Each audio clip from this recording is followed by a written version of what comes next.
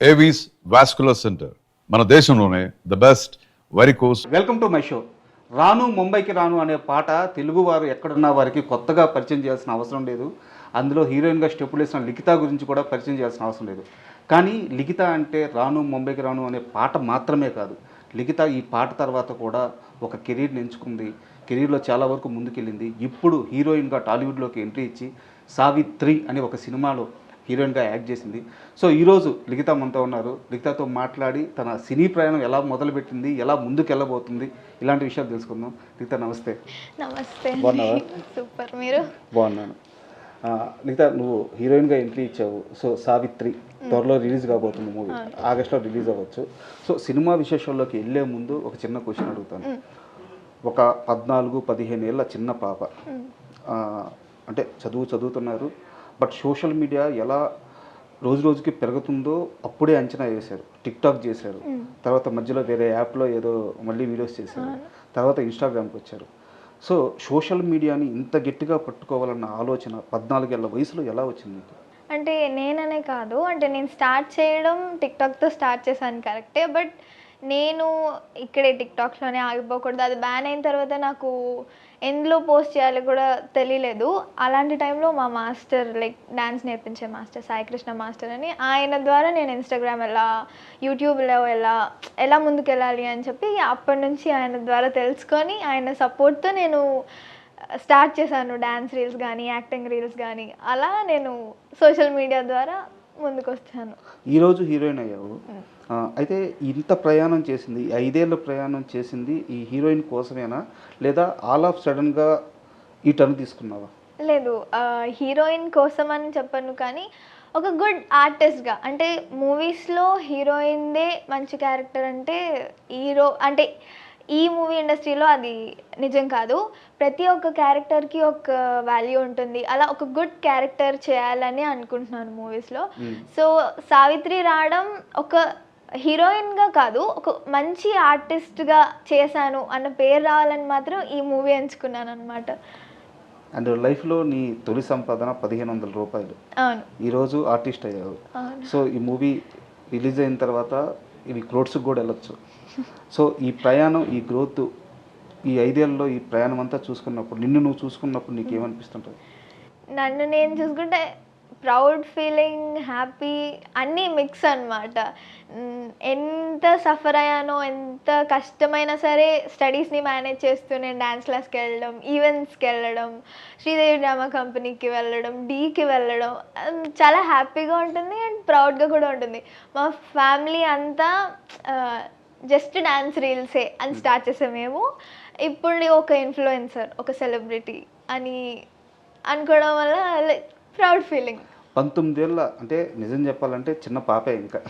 19 ఏళ్ళ ఒక అమ్మాయికి ఇంత పెద్ద సక్సెస్ రావడం అంటే ఏదో ఒక రాత్రిలో జరిగిపోయింది కదా ఇది. ఇప్పుడు మీరు చెప్పారు ఎంత కష్టపడ్డారు. ఆ మొత్తం ప్రయాణంలో మీరు మర్చిపోలేని ఒక కష్టం గురించి, ఒక ఎగ్జాంపుల్ గురించి, ఒక మూమెంట్ గురించి మాతో షేర్ చేసుకుంటారు. ఆ రోజు నేను చాలా ఇబ్బంది పడ్డాను, ఐ మీన్ కష్టమే, వర్క్ కష్టమే. సో ఆ మూమెంట్ గురించి షేర్ చేయండి.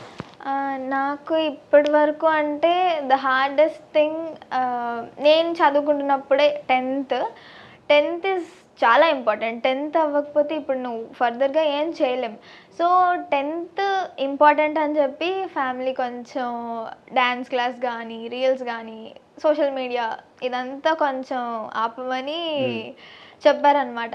అది ఇంపార్టెంటే, ఐ నో, బట్ నేను అలా అలవాటు పడిపోయాను. లైక్ డ్యాన్స్ చేయాలి, రోజు డ్యాన్స్ చేయాలి, అదో హ్యాపీనెస్ నాకు. ప్రతిరోజు డ్యాన్స్ చేస్తే నా హ్యాపీనెస్ నేను ఎంజాయ్ చేస్తున్నట్టు అనమాట. సో 10th చదువుతున్నప్పుడు 1 ఇయర్ గ్యాప్ తీసుకుందామని ఫిక్స్ అయ్యాను. బట్ ఆ 1 ఇయర్ కూడా ఆల్మోస్ట్ ఎగ్జామ్స్ ఒక 2 వీక్స్లో ఉన్నాయంటే అప్పుడు బ్రేక్ ఇచ్చాను నేను. అప్పటి వరకు నేను వెళ్తూనే ఉండే డ్యాన్స్ క్లాస్కి. That was hardest. లైక్ ఇంట్లో ఉండి చదువుకోవాలి, ఏమదు పొద్దు నుంచి రాత్రి వరకు చదువుకొనే ఉండాలి అనేసరికి I felt very disappointed and dull feel అయ్యాను. బట్ మా మమ్మీ డాడీ అర్థం చేసుకోవడం వల్ల నేను చదువుకోవడంలో అలానే ముందుకెళ్ళాను అండ్ డాన్స్లో కూడా అలానే ముందుకు. అంత కష్టపడి చదివారు కదా, 10th ఎన్ని మార్క్స్ వచ్చినావు సార్ చెప్పండి? 8.2 or 3. Okay, super. అయితే ఈ సావిత్రి సినిమా విషయానికి వస్తే, నేను మీ డైరెక్టర్ గారిని నిన్న ఇంటర్వ్యూ చేశాను. సో వాళ్ళు ఒక మాట చెప్పారు, మీరు ఈ సినిమాలోకి ఆన్బోర్డ్ అయిన తర్వాత బట్ మీకు పేరు వచ్చేసి సామ్రాట్ గారు కొంచెం ఏజ్డ్ క్యారెక్టర్, అంటే సినిమాలోనే ఏజ్డ్ క్యారెక్టర్. సో అతని భార్యగా కనిపించాలి అంటే కొంచెం పెద్దవాళ్ళగా కనిపించాలి, బాగా సన్నగా ఉన్న అమ్మని చెప్పారంట. ఒక వారం ఆగండి సార్ వస్తాను అని చెప్పి ఆ వారం రోజుల తర్వాత కాస్త లావ్ అయిపోయి, అంటే ఐ మీన్ లావ్ అంటే కాస్త స్ట్రాంగ్గా కొంచెం మెచ్యూర్ ఉమెన్గా కనిపించేటట్టు తిరిగి మీరు రిటర్న్ వచ్చారంట. వారం రోజులు ఎలా పాసిబుల్ అయింది ఇది? వారం రోజులు నేను చిన్నప్పటి నుంచి నేను అనుకుంటున్నది ఒక మంచి క్యారెక్టర్ చేయాలని. అలాంటి క్యారెక్టర్ ఇస్తాను అంటే ఐ లైక్ డెడికేషన్ అంటారు, అంత ఏమంటారు ఇష్టం అంటారో నాకు తెలీదు, బట్ చెయ్యాలి అని ఫిక్స్ అయ్యాను. అండ్ నాకెంతో ఇష్టమైన డాన్స్ క్లాస్ నుంచి ఒక బ్రేక్ తీసుకున్నాను. సో అలా ఇంట్లో కూర్చోవడం, తినడం, మంచిగా తినడం. అప్పుడు అంటే ఏదో సగం సగం తిని డాన్స్ క్లాస్కి వెళ్ళిపోవాలి. సో ఇప్పుడు కొంచెం మంచిగా తిని ఇంట్లో ఉండడం, ఎక్సర్సైజ్ కొంచెం స్టాప్ చేశాను అండ్ డాన్స్ క్లాస్కి వెళ్ళడం స్టాప్ చేశాను. సో దానివల్ల కొంచెం బాగా గట్టిగా తిన్నారు వారం. గట్టిగా తిన్నాను. బిర్యానీ ఎక్కువ తిన్నారా? బిర్యానీ అని కాదు, ఎనీథింగ్, హెల్తీ ఫుడ్ అయినా సరే, ఇంట్లో అమ్మ చేసిన ఫుడ్ అయినా మంచిగా తినాలి, క్వాంటిటీ ఆఫ్ ఫుడ్ అలా. అండ్ అంటే ఇప్పుడు దాకా సోషల్ మీడియాలో ఫేమ్ వేరు, సినిమాల్లోకి వచ్చిన తర్వాత ఇక్కడ అంటే ఒక రియల్ లొకేషన్లో షూటింగ్ జరగడం వేరు. ఆపోజిట్లో సామ్రాట్ గారు, ఆయన చాలా సినిమాలు చేశారు, సీనియర్ కూడా వారు. సో తొలి రోజు హీరోయిన్గా చేస్తున్నప్పుడు ఆ ఫస్ట్ షాట్ మీ ఎక్స్పీరియన్స్ షేర్ చేయండి. ఫస్ట్ షాట్ నా సోలో షాట్ అది.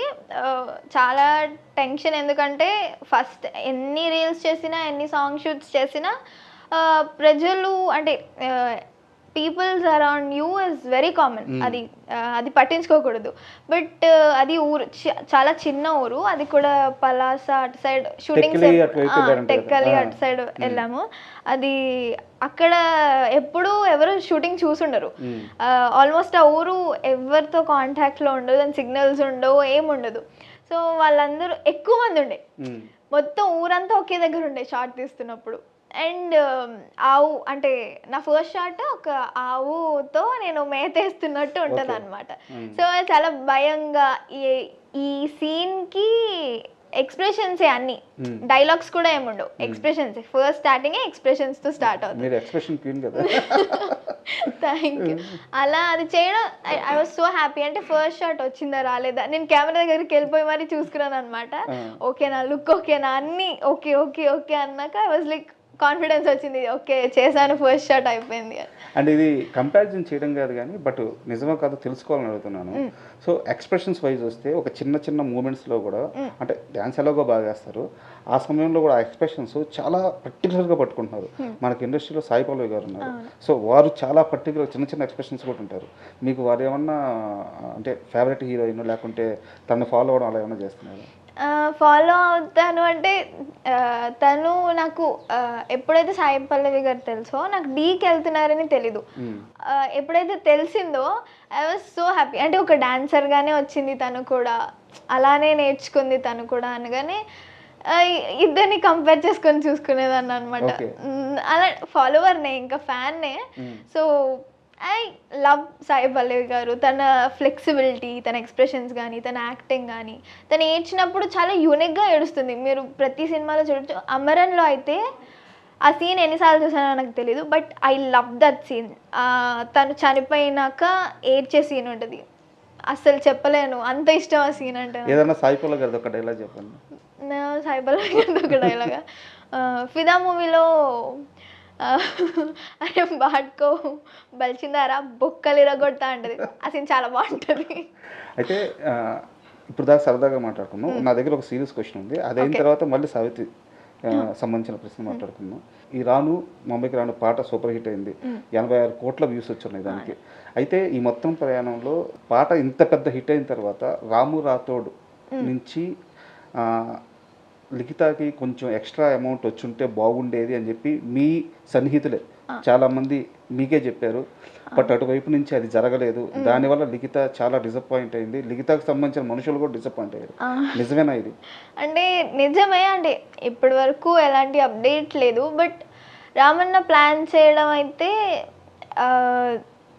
ఇంకొక కొంచెం తొందరలో 1 బిలియన్ అవ్వచ్చు కదా, విల్ సెలబ్రేటెడ్, పెద్దగా సెలబ్రేట్ చేద్దామని అనుకుంటున్నారు.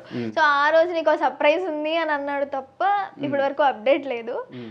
తొందరగా 1 మిలియన్ అయితే దెన్ వీ కెన్ సీ ఏమవుతుందో తెలియదు. బట్ టీమ్ వైజ్గా నాకు ఎలాంటివి లేవండి. అంటే డిసప్పాయింట్ అయ్యాను, ఎందుకంటే అంత ఫేమ్ వచ్చింది అందరూ అడగడం, మాకు ఎలాంటి అంటే ఏమంటారు పోక్ చేయాలని లేదు రామన్నని. బట్ వీ లవ్ హిమ్ అంతే, ఇంకేం చెప్పలేదు కూడా. అంటే చాలా ఇంటర్వ్యూలో వారే కెమెరా ముందు చెప్పారు, ఆ పాటకే ₹1 కోటి జనరేట్ అయినాయి అని చెప్పి వారే చెప్పారు. సో కొంతమంది అయితే ఆయన నేరుగా ఇల్లు కొన్నారు, కార్లు కొన్నారు అని చెప్పేసి అది వాడు నిజం అబద్ధం పక్కన పెడితే అంత రెవెన్యూ వచ్చినప్పుడు మీకు కూడా కాస్త అది గిఫ్ట్ గాను ఏదో ఇచ్చుంటే బాగుండేదని మీ సన్నిహితులు చాలా మంది భావించారన్నారు. సో అది తెలిసి నేను ఈ ప్రశ్న అడిగాను. ఇప్పుడు ఎలా ఉంది రాము రాథోడ్ గారితో మీకు ఉన్న ఈ ప్రయాణం? అలాగే మంచిగా ఉందా?